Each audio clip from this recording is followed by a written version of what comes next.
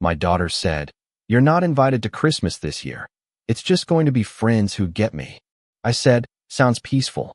This was after I mailed her a check for rent and sent gifts for her partner. So I canceled the check, returned the gifts, and booked myself a vacation. What happened next was rather unexpected. I will tell you everything. First, if you enjoy these kinds of stories, support us by subscribing to this channel. Click on the like button and tell us where you are watching us from in the comments section. Now let me tell you how everything unfolded. I used to think showing up was enough. That if I kept calling, kept mailing birthday cards and Christmas boxes, kept wiring money when the bills piled too high, the love would come back around. Maybe not right away, but eventually. I'm not naive. I know grief reshapes families. My wife died 9 years ago, and Haley was never quite the same. She was 18, about to head off to college, and suddenly the only parent she had left was me. A man who could fix a leaky faucet or build a bookshelf from scratch, but didn't know how to fill the quiet in a house that used to hum with her mother's laughter. I tried, though. God, I tried. I bought plane tickets every Christmas like clockwork, even when she only half committed to seeing me. I sent her care packages when she was in school, granola bars, new socks, allergy meds, things her mom used to remember, and I didn't know mattered until she was gone.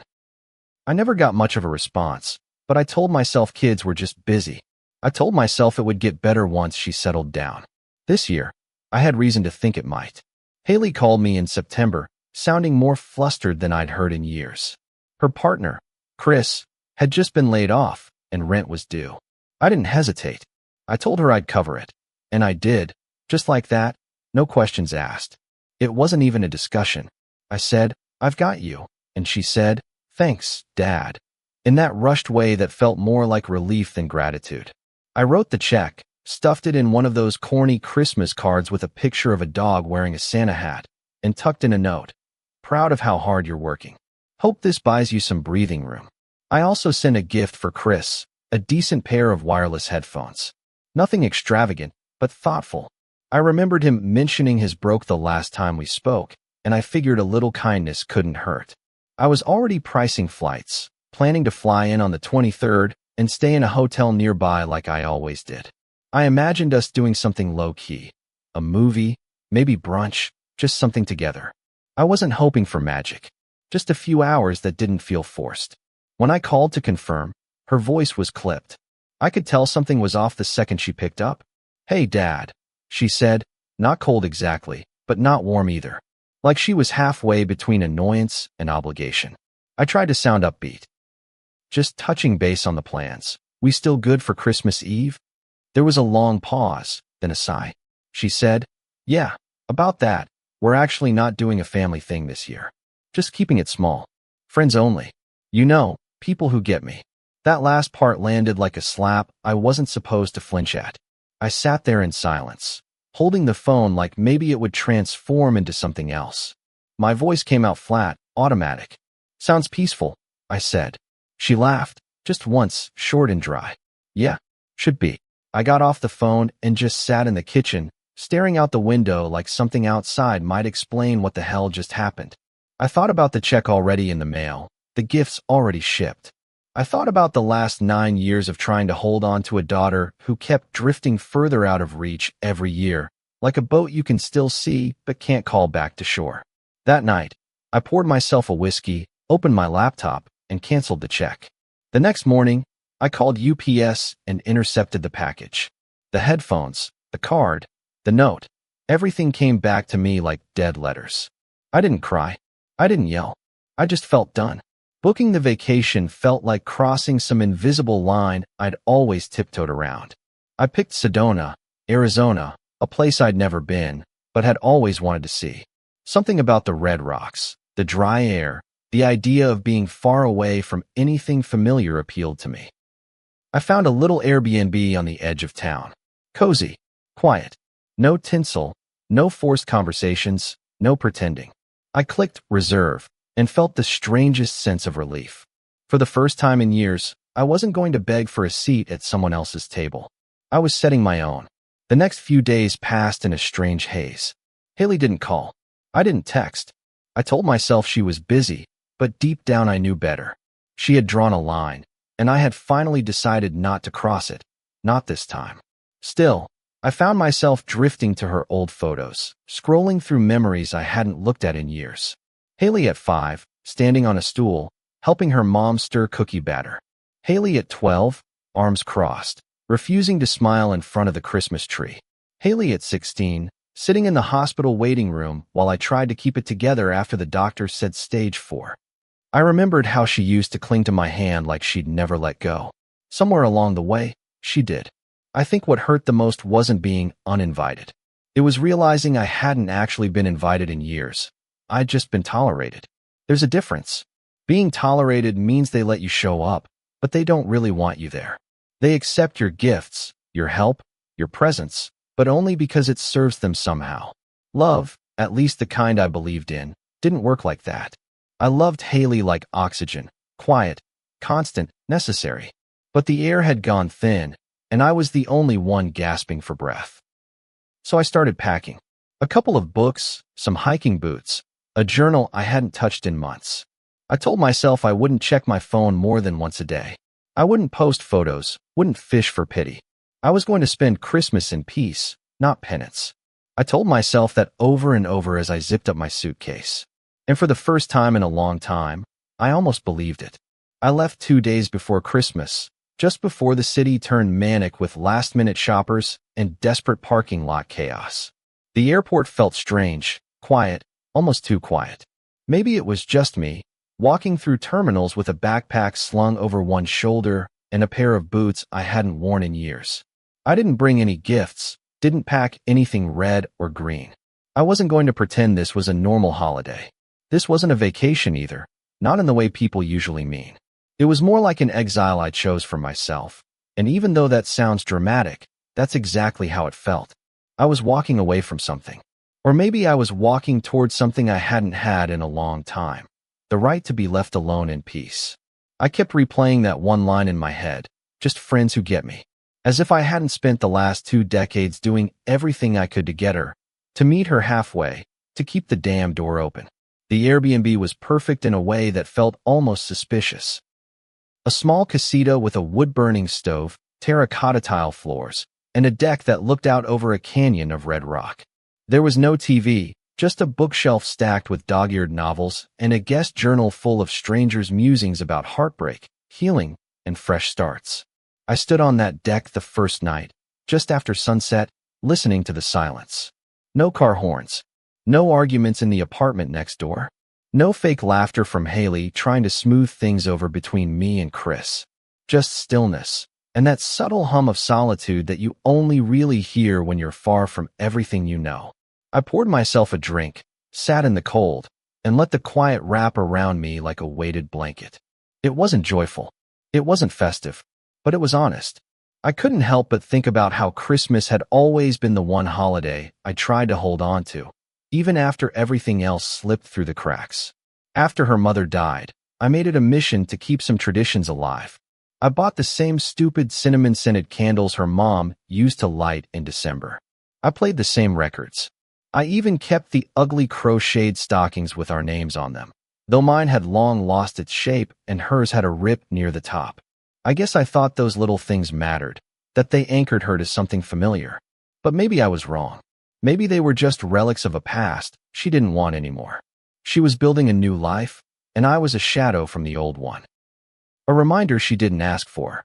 That realization sat in my chest like a rock. On Christmas Eve, I got a text from my buddy Dennis. We'd been friends since our early 30s, met at a contracting job where he taught me how to cut corners without anyone noticing. He was blunt, gruff, and just sentimental enough to text me every holiday with something vaguely offensive. This year's was no different. Hope you're not freezing your balls off in the desert. Merry Christmas, asshole. I smiled for the first time all day. I texted back. Thanks. Spending it alone on purpose this time. He called 2 minutes later. What do you mean on purpose? He asked. I told him the whole story. The call with Haley, the friends who get me line, the canceled check. He went quiet for a second, then said, Jesus, man. You're better off. You know that, right? I nodded, even though he couldn't see me. Yeah, I said, I'm starting to. The thing is, I didn't feel angry. Not really. I'd felt that kind of anger before. When Haley skipped my 60th birthday dinner with no explanation, or when she ghosted me for 3 weeks after I sent her money last March. That anger was sharp and hot and left fast. But this was different. This was a slow, settling kind of clarity. Like when you stop waiting for someone to call and finally delete their number. Not because you hate them, but because you're done checking your phone every 5 minutes. I wasn't writing her off. I wasn't plotting revenge. I was just done auditioning. Done proving my worth. Done pretending that blood meant unconditional access to my time, my money, or my patience. On Christmas morning, I made coffee and sat outside wrapped in a heavy blanket, watching the sun crawl over the canyon wall. I didn't feel lonely. That surprised me. I thought I would. But instead, I felt full. Not with joy, not with excitement, but with something quieter. Like dignity. Like self-respect. I read a book for a while, then took a walk through a nearby trail. Every so often, I'd see couples or small families in hiking gear, laughing or calling to one another from up the path. It didn't make me sad. It just made me realize how much time I'd spent trying to force something with Haley that she never tried to force back. Later that afternoon, I stopped in a small cafe that was still open and ordered a sandwich. The waitress, a woman maybe in her late 20s with a tattoo of a sunflower on her wrist, asked if I was in town visiting family. I said nope, just taking a break from mine. She laughed like she understood more than she was letting on. Sometimes that's the healthiest thing, she said. Seriously, you wouldn't believe how many people come in here just to get away from the mess. I gave her a small nod. I didn't say it, but I was thinking it. Not everyone needs to be forgiven right away. Some people need to feel the absence first. That night, I lit a fire in the stove, wrote a few pages in my journal, and thought about what it meant to be wanted. Not needed, not tolerated, but truly wanted. I didn't have an answer, not yet. But I knew what it wasn't. It wasn't being left out of holidays. It wasn't only being called when rent was due. And it sure as hell wasn't being told that friends were better company than the man who raised you, held your hand through grief, and never once made you pay for the messes you made. No, I didn't know exactly what it meant to be wanted, but I knew I hadn't felt it in years. And that clarity, bitter as it was, came with a strange kind of peace. The day after Christmas felt like a silence I hadn't earned. Not peaceful like the first night. This was something different. It had an edge. Like the air was too still. Like the phone not ringing had gone from a blessing to a quiet punishment. I checked it around noon, even though I told myself I wouldn't. One missed call from a telemarketer. Nothing from Haley. Not even a lazy group text. I stared at the screen longer than I needed to. It was funny how empty a black screen could feel. I wasn't sure what I expected. Maybe a quick, hope you're well. Or even one of those guilt-laced messages like, I know we didn't invite you, but I still care. But there was nothing. No breadcrumbs. No smoke signal. Just silence. And for the first time, it didn't feel like an oversight.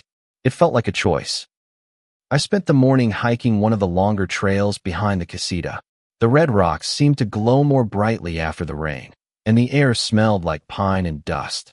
I hiked for nearly 2 hours without seeing another soul, and at first, it felt good, freeing, even. But eventually my mind caught up to my feet, and I couldn't outrun the thoughts. I kept going back to last Christmas, when I flew out and spent the entire day sitting in her apartment with Chris while she rushed around cooking vegan appetizers for her friends. She barely sat down. I remember handing her a gift I thought long and hard about. A framed photo of her and her mom taken when Haley was 6, both of them covered in flour, laughing mid-cookie fight. She blinked at it and set it on the shelf without a word. Chris said, "That's cute," and turned the conversation back to the playlist he was building for their game night. That was the moment I should have known. But I told myself she was distracted. That grief came in waves. That maybe she just didn't want to cry in front of her friends. I made excuses, like I always did. That hike was full of ghosts. Every bend in the path felt like a memory rising from the red dirt. Some vivid, some warped by time. I remembered Haley's 5th grade play. I had to leave work early to make it, covered in sawdust and sweat. She beamed when she saw me from the stage, and her mom whispered, "You're her hero." I remembered the hospital hallway after the surgery didn't work. Haley sobbing into my chest, her hands clutching the front of my coat, like it was the only thing keeping her upright. I remembered her first apartment, the night I drove 4 hours to bring her the desk she forgot at home. She never said thank you. Not once. But I told myself it didn't matter. That's what dads do. They show up. When I got back to the casita, I sat down on the porch with a bottle of water and stared out at the trail I'd just walked. I thought about what Dennis said on the phone the day before, about not being a priority, about just being the safety net. I hated how true it felt, not because I wanted to be a martyr, but because I finally saw the pattern for what it was. She only reached out when something broke. The car, the job, her nerves. I was always the first dialed number when she needed to be rescued, and the last one she thought of when it came time to celebrate or connect. I had been cast in a role I never auditioned for. Part-time father, full-time fixer. And the sickest part of all, I let her do it. I didn't set boundaries. I didn't call it out. I was just so damn grateful for any scraps of closeness that I swallowed my pride, my hurt, and eventually my identity. That night, I made myself a simple dinner. Eggs, toast, some leftover fruit I grabbed from the market. I didn't feel like reading. Didn't feel like writing. I sat by the fire with an old throw blanket and a head full of questions. Was it too late to change the dynamic? Had I waited too long to stand up for myself? Was this boundary, a canceled check and a trip to the desert, too much or not enough? I didn't have answers. All I had was this ache in my chest that felt older than it should have been. An ache that said, "You've been trying to earn love you already gave away for free." And once that thought landed, it didn't leave. Sometime after midnight, I looked at my phone again. Still nothing. I stared at her name in my contacts for a full minute. I hovered over it, thumb twitching. I could call her. Just say hi. Break the silence. But then what? She'd hear my voice and know I caved. She'd say, "I didn't mean it like that," or worse, "You're blowing this out of proportion." And I'd let her say it. I'd sit there, quietly letting her rewrite the scene so I could go back to being useful. That was always the pattern. She'd pull away, I'd reach out, we'd pretend nothing happened. And that was the real problem. Pretending. Acting like things didn't cut me when they did. Acting like my presence was enough compensation for her indifference. I was tired of acting. Tired of asking. Before I went to bed, I opened the guest journal and flipped to a random page. A woman named Linda from Ohio had written about spending Christmas alone after her adult son cut her off for being too negative. She wrote, "I didn't know peace could be this lonely, but I also didn't know loneliness could be this honest." I read that line 3 times. Underlined it with the pen on the side table. Then I added my own page. I didn't write much, just a few sentences, scribbled in blocky handwriting that looked shakier than usual. I came here because my daughter said she didn't want me around. I stayed because I realized I deserve more than a placeholder role in someone's life. Peace to the next man who reads this. Then I closed the book, turned out the lights, and laid down in the quiet. I didn't sleep well. The bed was comfortable, the night air cool, but my mind was on fire.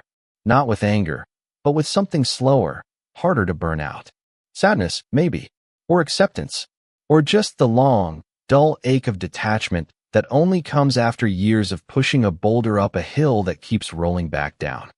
Christmas morning hit different when no one was expecting you. No pressure to perform, no clock to watch, no reason to change out of what you slept in. I woke up just after sunrise, the lights soft and golden through the blinds. The air in the casita was cool, and I let it stay that way as I made coffee and stood by the stove, soaking in the kind of silence I used to mistake for emptiness. But today it didn't feel empty. It felt earned, like I'd passed through something painful and come out the other side. My phone was face down on the kitchen counter, exactly where I'd left it the night before. I hadn't checked it since early evening, and I wasn't in a rush to now. Still, something gnawed at the edges of my peace, like a splinter under the skin. A curiosity I didn't want to admit I had. I finally flipped it over mid-morning, when the coffee had cooled and the sky outside had turned a pale, soft blue. There were 5 missed calls from Haley, all in the span of 20 minutes. 1 voicemail. No texts. No apologies. No breadcrumbs. Just those 5 calls and that tight feeling in my chest that I couldn't shake, no matter how much sense I tried to make of it. I didn't open the voicemail right away. I just stared at the screen like it might explain something. I already knew what it meant. She finally saw the check had been canceled. She finally realized the gifts weren't coming. And now, like clockwork, she was reaching out. Not because she missed me, not because she regretted what she said, but because the benefits had been cut off. I hated how cynical that sounded. Hated it even more that I believed it. But a part of me knew, really knew, that if I hadn't taken those steps, I'd still be sitting at home right now, waiting for a phone that would never ring. I listened to the voicemail while standing barefoot by the fire. Her voice was soft, a little cracked. "Hey, Dad. I miss you. I know we said we weren't doing family stuff this year, but it's weird not having you around. Just wanted to say Merry Christmas. Call me when you can." That was it. No mention of the check. No mention of Chris. No apology for the way she delivered the gut punch over the phone last week. And yet, I could hear the edge of guilt in her tone. Not remorse, just guilt. The kind that creeps in when something doesn't go as planned, when the person you expected to be waiting around finally walks away. I didn't call her back. I went outside instead, wrapped in a flannel jacket, and sat on the deck with my second cup of coffee. I told myself I'd give it an hour. Let her feel the absence.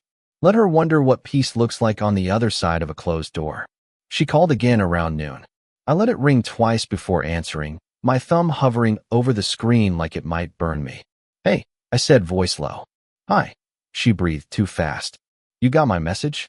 I didn't answer that. Just waited. Let her sit in the silence. She filled it, as I knew she would. I don't know. It didn't feel right not talking today. You've always been there on Christmas. I let the silence stretch another second. Then I said, "Yeah, I have." Another pause. She didn't like this version of me, the one who didn't smooth things over or rush to reassure. "I guess I just assumed you'd be around, even if we weren't doing the usual thing," she continued, her voice tightening. "It's not like I meant you weren't important. It was just a different kind of holiday this year." That was the moment I could have caved. The part where my old self, the peacemaker, the fixer, the father desperate to stay relevant, would have said, "I understand. I know it wasn't personal. Let's just move on." But I didn't. Because I'd finally learned that pretending everything was fine only guaranteed one thing, that it would keep happening. So I said it plainly, like I'd practiced in my head a dozen times. "I'm where I'm wanted, Haley." She didn't respond at first. I could hear her breathing on the other end, could feel the wheels spinning. "That's not fair," she finally said. "You know I love you." I nodded, even though she couldn't see me. "Maybe. But love without respect doesn't feel like love on my end. You told me I wasn't invited. You made that choice. And I made mine." She sounded hurt. Genuinely. And maybe that should have comforted me, but it didn't. Because even now, even after all this, I could feel her trying to steer the conversation back to safe ground. Trying to keep the consequences from sticking. "I didn't mean it like that," she said quietly. "I just thought it would be less pressure this way. The holidays stress me out. I thought you'd understand." I stood up and walked to the edge of the deck, staring out at the endless sprawl of red and gold. "I do understand," I told her. "I understand that you wanted a holiday without family, but still wanted the check. You can't have both." That landed like a thud. I could feel her bristle. "Wow. Okay," she said, sarcasm creeping in. "So this is about money now?" "No," I said. "It's about respect. You don't get to shut the door and expect me to keep leaving gifts on the porch." That shut her up. There was nothing left to say. She mumbled something about needing to go, that they had people coming over. I didn't stop her. I just said, "Merry Christmas, Haley," and hung up. The wind picked up a little, brushing against my face like a benediction. I didn't cry. I didn't crumble. I stood there for a few minutes, heart steady, breath slow. Then I went inside and made myself lunch. Roast chicken, potatoes, and a glass of red wine. For once, I wasn't feeding my hope. I was feeding myself. Later that night, I sat by the fire with my journal and wrote everything I could remember about that call. Not because I needed to replay it, but because I didn't want to forget how it felt to finally say what needed to be said. I wasn't cruel. I wasn't cold. I was honest. That used to scare me, the idea of showing my hurt out loud. But now it felt like the only way to survive with any dignity left intact. I didn't need her to admit she was wrong. I didn't need her to come crawling back. All I needed was the reminder that I still had a say in how I'm treated. That I could love someone and still walk away when that love was taken for granted.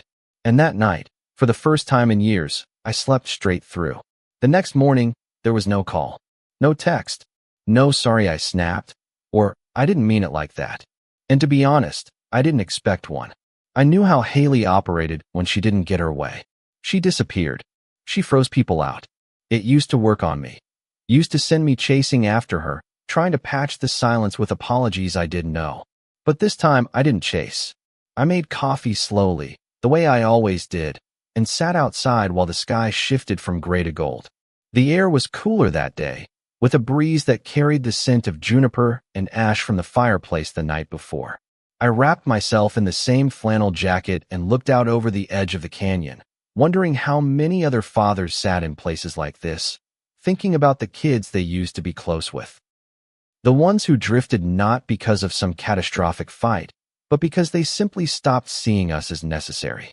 I kept playing our phone call over in my head, not because I regretted what I said, but because it was the first time I'd ever drawn a line that didn't move when she pushed.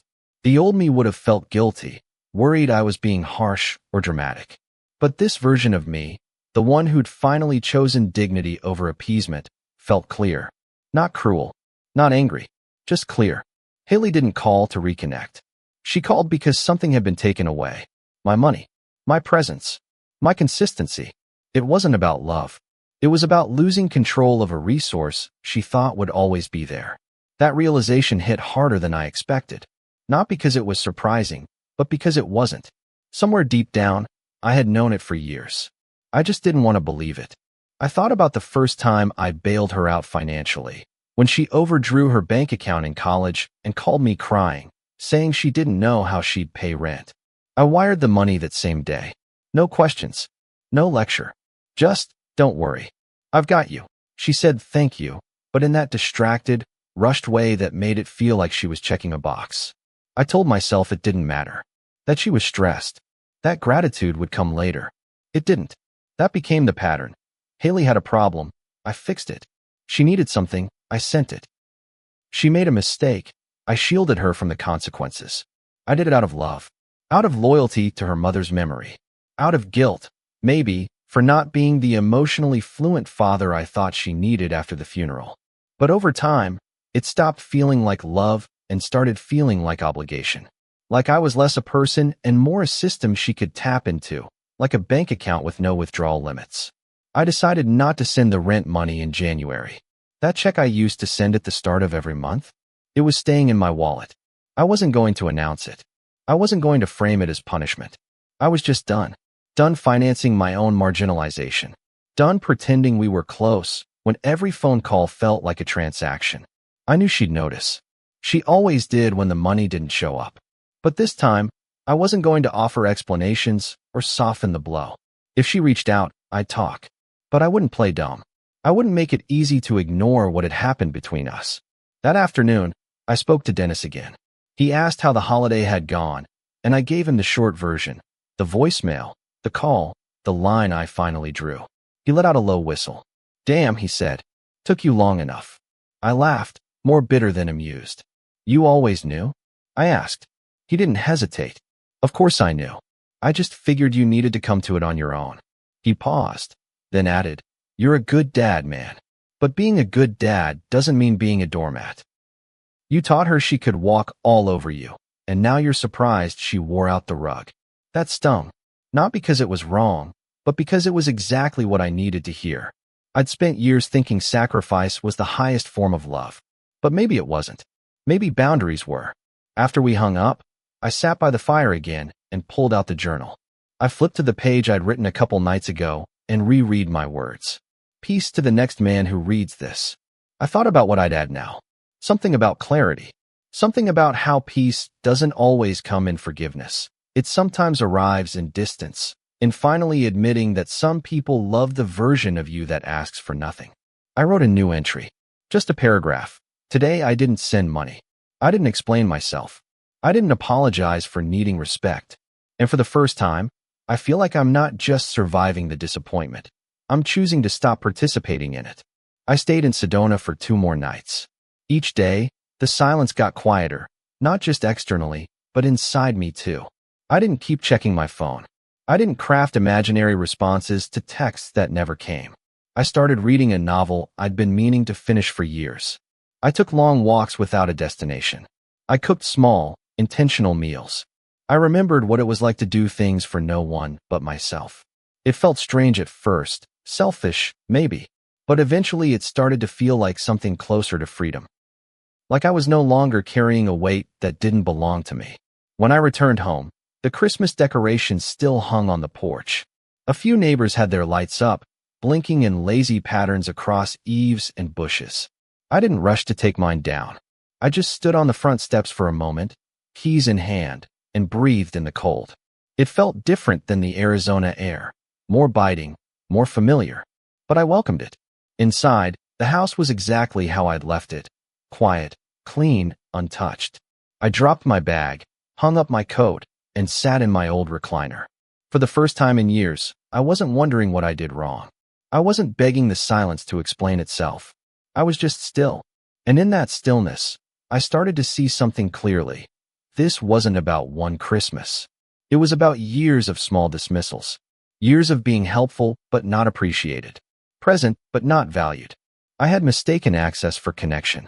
And now that I had finally withdrawn the access, the connection revealed itself for what it was. Shallow, conditional, and largely dependent on what I could give. That truth hurt, but it also freed me. Because once you see the shape of something clearly, you stop trying to force it into the space where love is supposed to go. The first day of the new year was quiet in the kind of way I used to dread. No calls, no texts, not even one of those generic Happy New Year messages from Haley, the kind she used to send at 12:01 a.m. with a champagne emoji and no punctuation.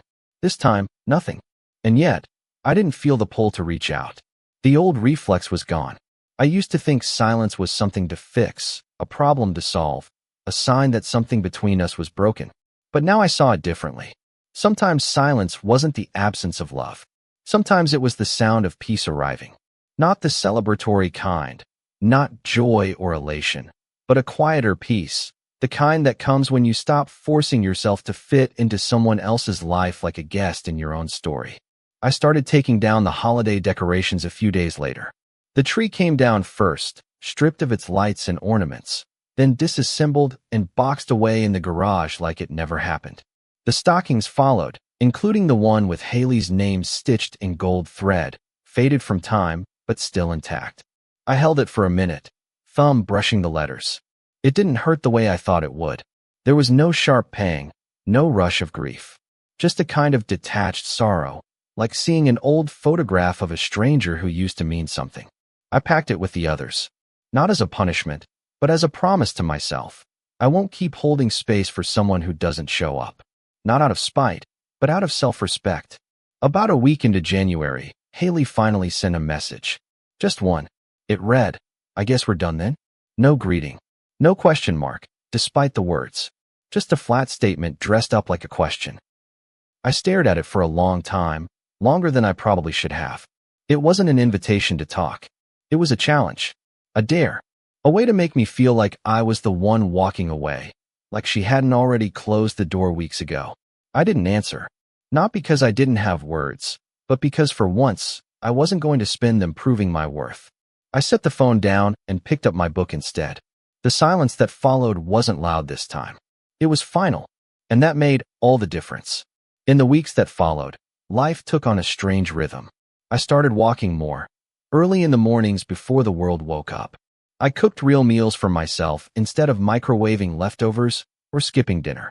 I started going back to my woodworking shop, picking up unfinished projects, things I'd shoved aside for years under the excuse of being too tired or too busy. I wasn't too tired. I was just drained from the emotional gymnastics of pretending everything was fine with my daughter when it wasn't. Now that I wasn't trying to manage that illusion anymore, I had more energy than I'd felt in years. I even started sleeping better. Funny how peace sneaks in through the smallest cracks once you stop trying to force a door open that someone else locked. There was a moment, just one, that nearly broke me.